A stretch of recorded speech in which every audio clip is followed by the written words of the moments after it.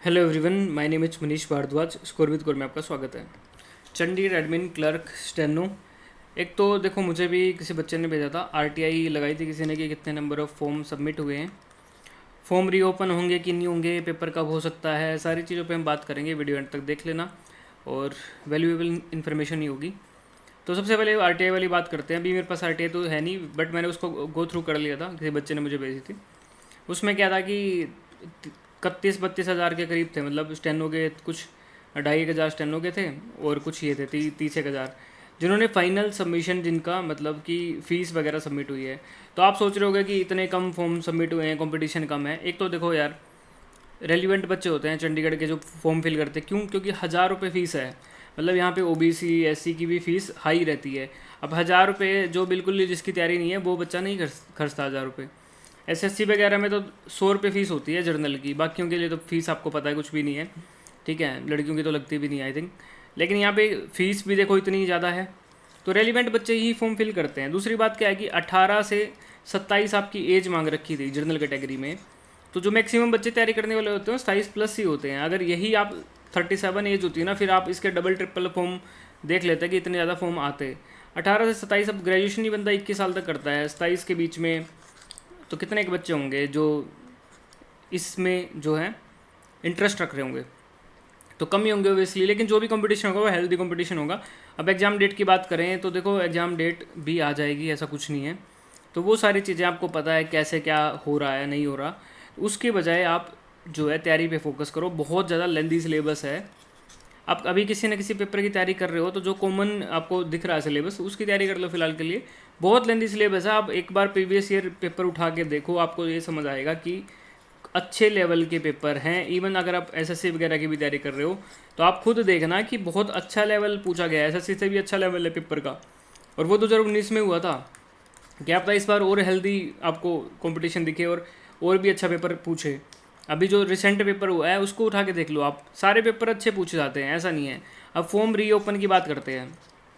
Form reopen totally जो है वो उस केस पे डिपेंड करता है, ठीक है, कि फॉर्म रीओपन होंगे कि नहीं होंगे, या क्या ये बनाएंगे।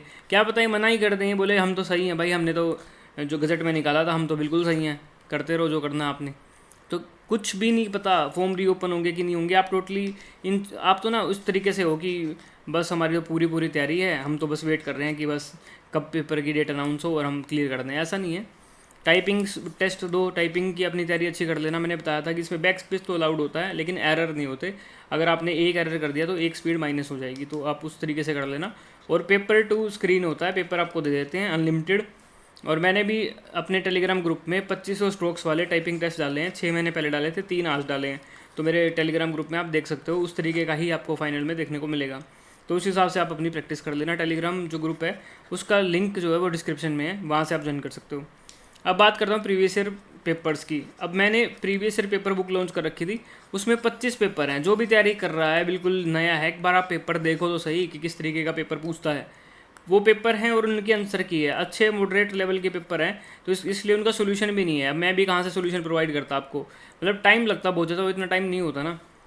लेकिन कोर्स में मैं सारा करवा रहा हूँ, सोल्यूशन वगैरह भी करवा रहा हूँ। और जो पढ़ने वाला है वो तो खुद भी कर लेगा, सेल्फ भी कर लेगा।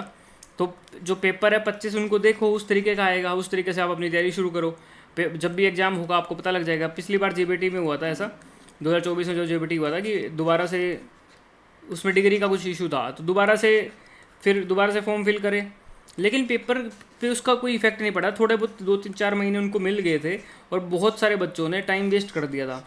और जो तैयारी में जुटा रहा उसके लिए सही था भाई, फाइनल सिलेक्शन उन्हीं बच्चों का हुआ है।